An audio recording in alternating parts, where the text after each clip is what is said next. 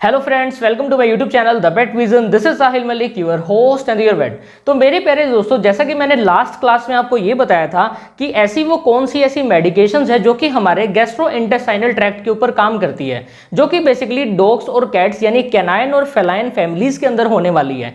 तो basically guys, इसके बारे में नॉलेज हमें क्यों होनी चाहिए ये भी मैंने आपको लास्ट वीडियो में बताया था। आप उस वीडियो को जरूर वॉच कर लेना, आपके सभी के सभी जो डाउट्स हैं वो दूर हो जाएंगे। बिकॉज गाइस, बहुत सी डॉग्स के अंदर ऐसी जो डिजीजेस आती हैं जो कि गैस्ट्रोइंटेस्टाइनल प्रॉब्लम से ही रिलेटेड होती हैं या बेसिकली उन्हीं के साथ रिजेंबल करती है, जैसे वॉमिटिंग होना या अगर पेट के अंदर कोई इशू आ रहा है, गैस की फॉर्मेशन होना, तो ये सारा का सारा गैस्ट्रोइंटेस्टाइनल ट्रैक्ट के अंदर ही आता है। ठीक है, अगर गैस्ट्रोइंटेस्टाइनल ट्रैक्ट में कोई प्रॉब्लम है तो उसके ऊपर मैंने लास्ट क्लास में डिस्कशन किया है। लेकिन आज मैं आपको जो बताने वाला हूं, जैसा कि स्क्रीन पे आपको नजर आ रहा होगा, जैसे मेरे वेटनरी मेडिसिन है, हमारी क्लास सेकंड है और पार्ट सेकंड है, जिसके अंदर मैं बात करूंगा drug acting on a cardiovascular system. ठीक है, अब ये जो कार्डियोवास्कुलर सिस्टम है, अब इसमें आपको एक वर्ड नजर आ रहा होगा, कार्डियो। अब इस कार्डियो का मीनिंग जो सीधा सा रिजेंबल करता है हमारे हार्ट से। अब आपको मैंने एक क्लास के अंदर बताया था हमारे दूसरे चैनल के ऊपर, ये जो हार्ट होता है ये हमारा सर्कुलेटरी सिस्टम होता है। Heart is a pumping organ of our body. ठीक है, अब ऐसी जो मेडिसिन जो डायरेक्टली हमारे सर्कुलेटरी सिस्टम के ऊपर काम करती है, ठीक है, किसके ऊपर काम करती है? सर्कुलेटरी सिस्टम के ऊपर। यानी सर्कुलेटरी सिस्टम के अंदर हमारे पास हमको वेन्स भी देखने को मिलेंगी और साथ में आर्टरीज भी देखने को मिलेंगी, और जो हमारा हार्ट तो है वो है इसके अंदर इंक्लूड हो ही गया। ठीक है, एक और है हमारा ब्लड स्ट्रीम।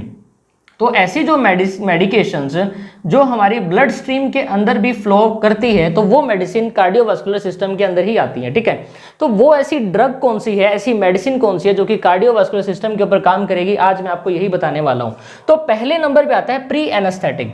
अब प्री एनेस्थेटिक का मतलब आपको पता चल ही रहा होगा कि एनेस्थीसिया से पहले, या बेसिकली इसके अंदर जो साल्ट है एट्रोपिन सल्फेट दिया जाता है। अब मैं आपको दिखा भी देता हूं एट्रोपिन सल्फेट, एक सेकेंड रुको, ये देखो, ये आपको नजर आ रहा होगा मेरे हाथ में, ये है एट्रोपिन सल्फेट का इंजेक्शन।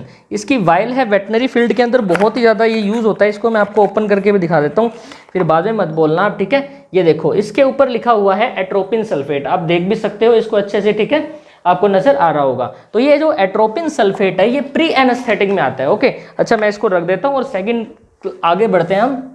Local anaesthetic. अब लोकल एनेस्थेटिक का मतलब क्या होता है? Local anaesthesia. अब मान लो कि गाइस क्या है कि अब आपको आपके वेटनरी डॉक्टर क्या कर रहे हैं, सर्जरी कर रहे हैं। ठीक है, तो सर्जरी कर रहे हैं, लेकिन उनको पूरा एक जो पूरी बॉडी को एनेस्थीसिया नहीं देना, सिर्फ एक पार्ट को देना है। तो लोकल का मतलब होता है ओनली वन पार्ट, एक पार्ट इसके अंदर इन्वॉल्व होता है, एक पार्ट को हमको एनेस्थीसिया देना पड़ता है, यानी उसको सुन करना पड़ता है, तो उसके अंदर लिग्नोकेन दिया जाता है। ठीक है, देखो गाइस, जो भी मैं आपको बता रहा हूं ना, विदाउट वेटनरी डॉक्टर की प्रिस्क्रिप्शन से आपको बिल्कुल भी उसका यूज नहीं करना है, सिर्फ ये आपकी नॉलेज को इंप्रूव करने के लिए है। अब लिग्नोकेन भी मैं आपको दिखा देता हूं, ये रहा, देखो, आपको नजर भी आ रहा होगा, देखो लिग्नोकेन। ठीक है, तो इसके अंदर लिखा हुआ है लिग्नोकेन इंजेक्शन IP 2%। ठीक है, तो ये लिग्नोकेन आता है जो कि हमारा लोकल एनेस्थीसिया है। ठीक है, यानी लोकली हम इसको यूज करते हैं, लेकिन जो कंप्लीटली एनेस्थीसिया दिया जाता है वो होता है साइलाजिन, वो हम बाद में आगे चल के बात करेंगे। अब मेन जो कार्डियोवास्कुलर सिस्टम का जो पार्ट है वो है हीमोस्टैटिक्स। हीमोस्टैटिक्स के अंदर बहुत सारे साल्ट देखने को मिलेंगे, एड्रीनोक्रोम, अब इसमें मोनोसेमी कार्बाजोन, इथम साइलेट। बेसिकली वेटनरी फील्ड के अंदर तो आपको इथम साइलेट देखने को ज्यादातर मिलेगा, हीमोकोएगुलेज, सिट्रिक एसिड और ट्रांसएनिमिक एसिड। तो जो इथम साइलेट है ना, बहुत सारे वेटनरी डॉक्टर इसको जैकशॉट भी बोलते हैं। ठीक है, जैकशॉट, ये इसकी स्पेलिंग होती है, वैसे सी भी कई बार लग जाता है, लेकिन बेसिकली जो है कि जैकशॉट ही बोला जाता है। अब हीमोस्टैटिक्स यानी अगर कोई भी इंटरनल ब्लीडिंग हो रही हो, आउटर ब्लीडिंग हो रही हो, यानी डॉग की बॉडी के अंदर अगर ब्लीडिंग है या बाहरी ब्लीडिंग है, तो उसके अंदर इस जैकशॉट इंजेक्शन का यूज किया जाता है। बिकॉज हीमोस्टैटिक्स यानी ये हीम का मतलब यहाँ पे ब्लड से रिगार्डिंग है, ब्लड से रिलेट करता है। ठीक है, और स्टैटिक मतलब होता है उसको स्थिर कर देना, उसको स्टॉप कर देना।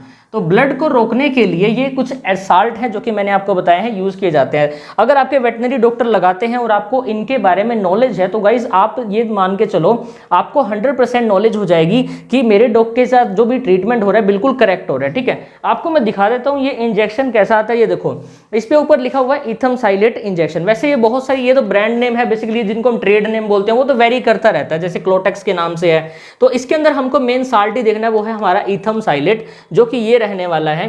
तो वेटनरी फील्ड के अंदर एट्रोपिन सल्फेट का बहुत ज्यादा यूज है, लिग्नोकेन का यूज है, और इथम साइलेट यानी जिसको हम जैकशॉट भी बोलते हैं, इसका यूज़ है। तो मेरे प्यारे दोस्तों, आज का जो हमारी जो क्लास थी वो कार्डियोवास्कुलर सिस्टम के ऊपर थी।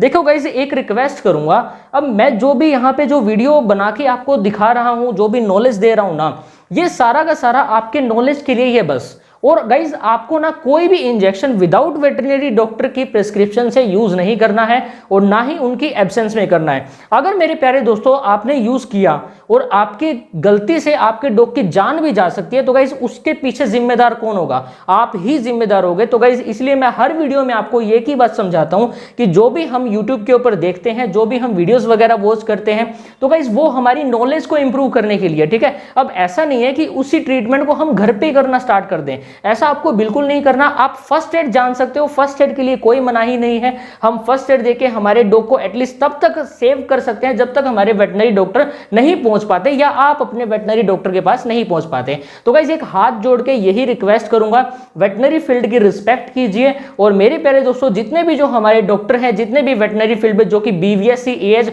और PhD भी किए हुए हैं, उनकी रिस्पेक्ट कीजिए। बिकॉज गाइस एनिमल का ट्रीटमेंट करना कोई बच्चों का खेल नहीं होता। अब ह्यूमंस की ट्रीटमेंट की अगर हम बात करते हैं तो एटलीस्ट कम से कम जो किसी MBBS डॉक्टर के पास कोई पेशेंट जाता है तो कम से कम बता तो देता है कि सर मेरे पेट में दर्द है, मेरे सर में दर्द है। लेकिन वेटनरी फील्ड के अंदर हमको अच्छे से चेक करना पड़ता है, डायग्नोज करना पड़ता है और एक्सपीरियंस बेस पे ही ट्रीटमेंट किया जाता है। तब जाके आपके जो घर में जो छोटा जो बच्चा होता है, यानी डॉग के बच्चे की मैं बात कर रहा हूं, वो बच जाता है। तो मेरे प्यारे दोस्तों, वेटनरी फील्ड की जरूर रिस्पेक्ट कीजिए। Thank you so much for watching this and please do like, subscribe, comment and share. Thank you so much. जय हिंद, जय भारत।